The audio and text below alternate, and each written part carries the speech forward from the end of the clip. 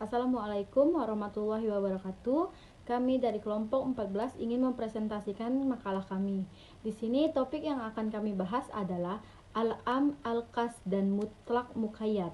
Sebelumnya, perkenalkan nama saya Syakia Firti Zira Mahardika sebagai moderator. Adapun anggota kelompok kami yaitu Dinda Yuliastuti dan Cica Alfiana. Baiklah, langsung saja kita masuk ke materi pertama yaitu A. Pengertian Al-Am dan Al-Qas. Pertama, Al-Am. Al-Am adalah suatu lafaz yang menunjukkan sesuatu secara menyeluruh dan mencakup satuan-satuan atau anggota-anggotanya tanpa ada batasan. Kedua, lafaz Al-Qas adalah suatu lafaz yang digunakan untuk menunjukkan arti tertentu atau khusus, baik berupa person atau orang tertentu seperti isim alam atau Khalid, Muhammad, dan sebagainya, berupa adat atau bilangan seperti 2, 3, 10, dan 30, dan lain-lainnya. B. Jenis-jenis al-am dan al-qas. Pertama, jenis al-am. Lafaz am terbagi menjadi 3 macam, yaitu lafaz al-am, yang maksudnya benar-benar am atau umum secara akad, karena adanya karinah atau petunjuk yang menghilangkan kemungkinan kekhususannya. Yang kedua, lafaz am, yang dimaksudkan untuk arti khusus karena ada karinah atau dalil yang menunjukkan. Yang kedua, lafaz am, yang dimaksudkan untuk arti khusus karena ada karinah atau dalil yang menunjukkan. Yang ketiga, lafaz am yang memang dimaksudkan untuk umum selama tidak ada dalil yang menunjukkan arti lain atau taksis. Yang kedua, materi selanjutnya al-qas. Mukasis ada 2 macam, yaitu mukasis mutasil dan mukasis munfasil. Baiklah, saya akan bahas mukasis mutasil, yaitu lafaz yang tidak berdiri sendiri, yaitu maknanya bersangkutan dengan lafaz sebelumnya. Misalnya Quran surah Al-An'am ayat 151 yang berbunyi, dan janganlah kamu membunuh suatu jiwa yang diharamkan Allah, melainkan dengan sesuatu yang benar. Kedua, mukasis munfasil, yaitu lafaz yang berdiri sendiri, terpisah dari dalil yang memberikan pengertian umum. Misalnya Quran surah Al-A'raf ayat 31 yang berbunyi, dan malam serta minumlah tetap jangan berlebih-lebihan. Baiklah, hanya itu yang bisa saya sampaikan. Sekian penjelasan dari saya. Selanjutnya akan dilanjutkan oleh rekan saya. Terima kasih. Assalamualaikum warahmatullahi wabarakatuh. Perkenalkan, nama saya Dinda Yuliastuti. Di sini saya akan melanjutkan presentasi dari rekan saya. Lalu yang kemudian ada C, dilalah al-am dan al-khas. Yang pertama ada dilalah al-am. Pada dasarnya, semua lafaz am tetap pada keumumannya sebelum ada lafaz lain yang mentaksisnya.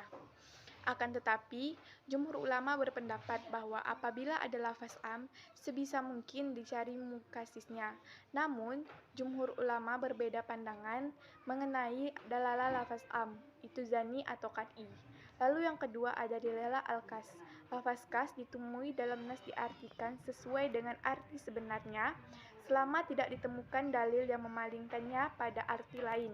Contohnya, hukum yang dijatuhkan kepada orang yang menuduh berbuat zina adalah 80 kali jerah, tidak boleh lebih dan tidak boleh kurang.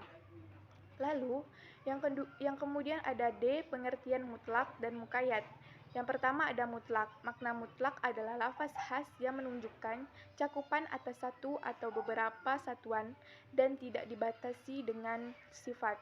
Lalu yang kemudian ada muqayyad.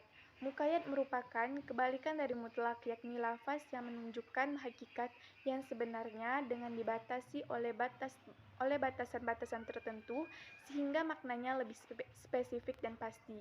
Sekian dari presentasi saya. Materi selanjutnya akan dilanjutkan oleh rekan saya. Wassalamualaikum warahmatullahi wabarakatuh. Assalamualaikum warahmatullahi wabarakatuh. Perkenalkan, nama saya Cica Alfiana. Hari ini saya akan melanjutkan presentasi dari teman saya. E. Ketentuan mutlak muqayyad. Prinsip yang harus dipegang terdapat lafaz mutlak dan muqayyad adalah bahwa lafaz mutlak harus tetap dipegang sesuai dengan kemutlakannya, selama tidak ada dalil yang mentakkidnya atau membatasinya. Apabila dihubungkan dengan lafaz mutlak dan muqayyad, maka keduanya akan ada hukumnya. Yang pertama, sebab dan hukumnya sama. Jika suatu lafaz memiliki persamaan dalam hak, hukum, dan sifat, maka yang mutlak harus diikuti atau disesuaikan kepada yang muqayyad.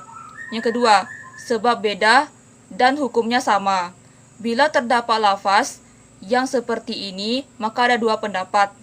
Yang A, menurut golongan Syafi'i, mutlak diikuti dengan muqayyad.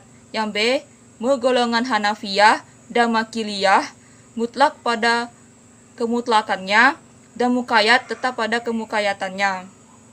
3. Hukum beda dan sebab sama. Perbandingan antara Quran Surah Al-Maidah ayat 6 yang menyatakan adanya hukum mengerjakan sholat, tetapi hukumnya berbeda. Yang pertama adalah mengusap tangan karena tayamum, dan yang kedua adalah membasuh tangan sampai siku ketika berwudu. 4. Sebab dan hukumnya berbeda. Ketentuan lafaz yang berbeda dalam hal ini, sebab dan hukumnya, maka yang mutlak tetap pada kemutlakannya, sedangkan yang muqayyad tetap pada kemukayyatannya. Hukum mutlak muqayyad. Lafaz mutlak tetap pada kemutlakannya, selama tidak ada dalil yang mentakkidnya. Bila ada dalil yang mentakkidnya, maka lafaz tersebut adalah lafaz muqayyad. Baiklah, hanya itu presentasi yang dapat saya sampaikan. Selanjutnya akan diserahkan oleh moderator. Sekian dan terima kasih. Demikian tadi presentasi kelompok kami. Mari kita mengucapkan alhamdulillah. Saya sebagai moderator mohon maaf atas kekurangannya dan terima kasih atas perhatiannya. Wassalamualaikum warahmatullahi wabarakatuh.